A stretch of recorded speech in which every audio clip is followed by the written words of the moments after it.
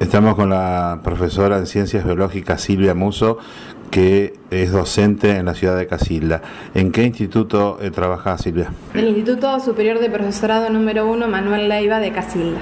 ¿Estás enterada de lo que ocurrió en Arteaga, del hallazgo paleontológico? ¿Qué nos podés contar? Sí, forman parte de lo que es la megafauna del Cuaternario. Grandes mamíferos que habitaron esta zona. Son muy comunes hallazgos de grandes huesos o caparazones, como en este caso. Es muy importante lo que hizo esta familia de avisar a las autoridades para que se comuniquen con la gente especializada para poder extraerlo sin romperlo y que forme parte del patrimonio cultural del pueblo.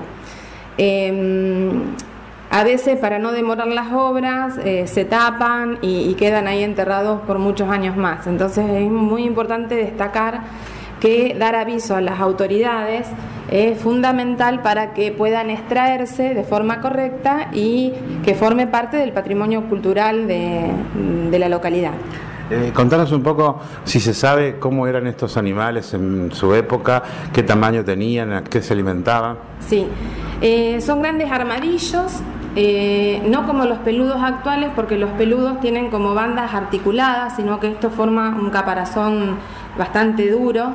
Se identifican por el tipo de placa que tienen placas óseas que forman diferentes ornamentos. En el caso del hallado en Arteaga es uno de los más frágiles, de los más pequeños y de los más frágiles. El espesor es más o menos de 1 centímetro, mientras que otros que se han hallado acá en la zona pueden tener 2 o 3 centímetros de espesor. Eso implica que durante la extracción los que son más gruesos y están bien fosilizados son más fáciles de extraer que los que son más frágiles por ser más finos.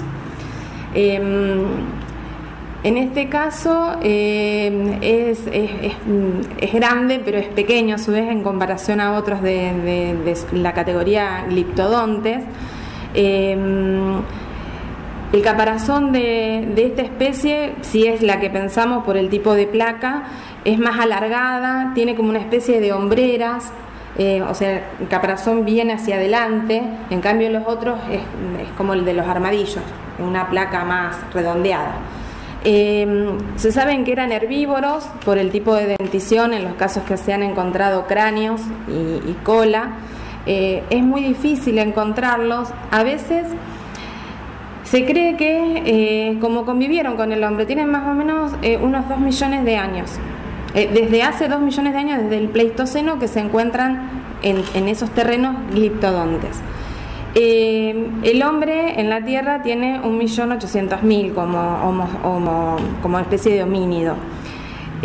Los homínidos han construido herramientas con piedras, lo que se llaman cultura lítica, y se han encontrado cerca de restos de gliptodontes raspadores o cortantes hechos por el hombre. Entonces se supone que a veces no se encuentran los huesos de los miembros o la cola o la cabeza porque los faenaban en el lugar. Llevaban todo lo que podían comer, todo lo que es músculo y los grandes huesos, y quedaba solamente el caparazón. ¿Y compartían el hábitat con otros animales carnívoros? O sea, aparte del hombre, ¿quién podría haber comido estos animales? Eso es muy difícil determinarlo porque no conocemos, sabemos que otros animales, que otros mamíferos han coexistido en el momento, como por ejemplo toxodón, megaterios, que también es común encontrar acá en la zona.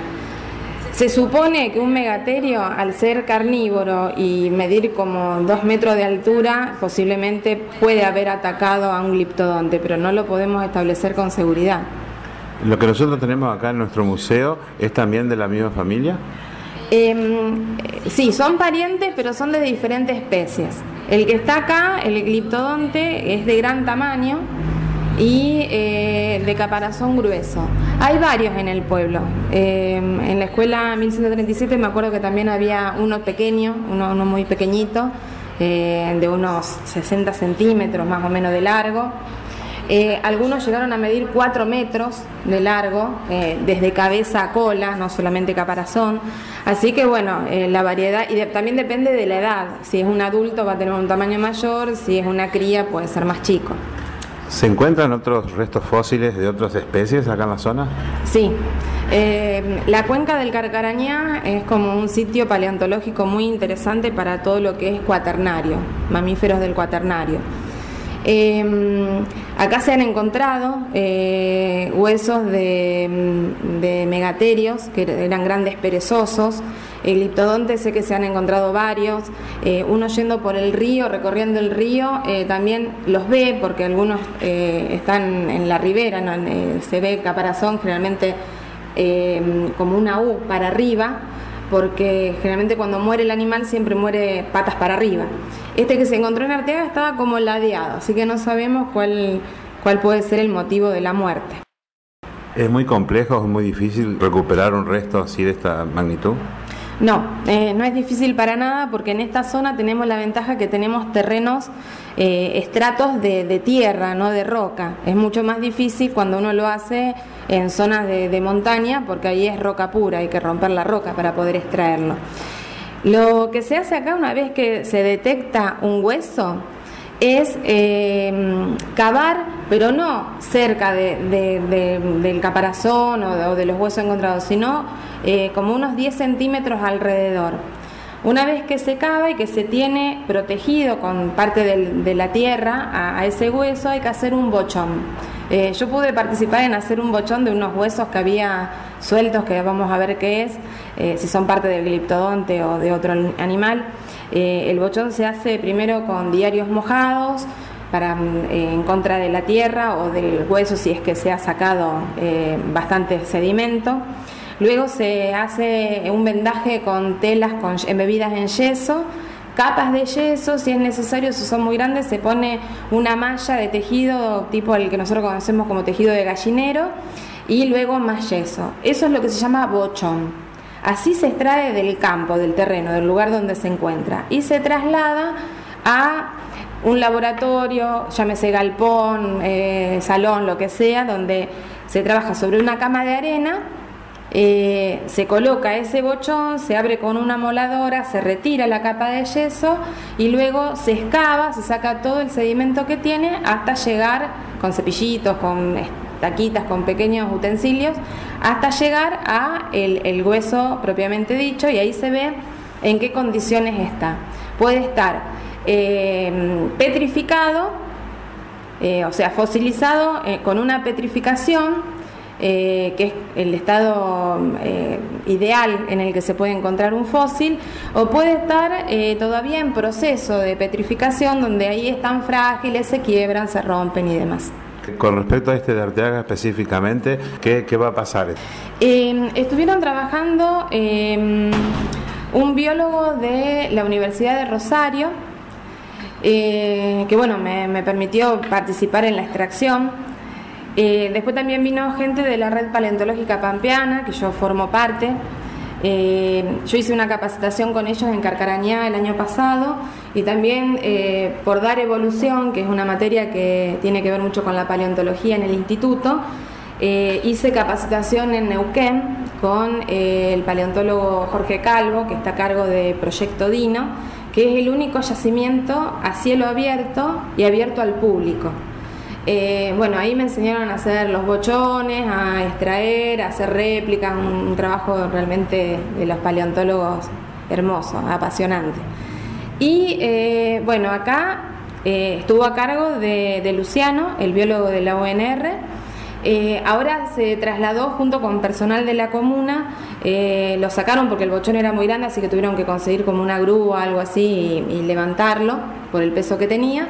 Se llevó a los galpones, por lo menos era lo que hasta donde yo sé, cerca del museo, ahí donde era el ferrocarril, ante la estación de ferrocarril, al lado hay un galpón, porque la extracción requiere lugar donde se pueda ensuciar, porque va a haber tierra, polvillo y demás.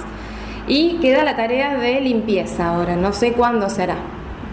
Bueno, o sea que en definitiva es toda una experta la profesora Musso en el tema paleontología. Bueno, muchísimas gracias, Silvia, por la atención, por recibirnos en tu casa. Y bueno, la última recomendación entonces, si encontramos un fósil de estas características, ¿qué debemos hacer? Sí, generalmente acá la gente que pesca o la gente que suele ir al río, transitarlo en kayak, en moto de agua, en lancha, suele encontrar muchos restos fósiles y por ahí muchos se los llevan de recuerdo a su casa.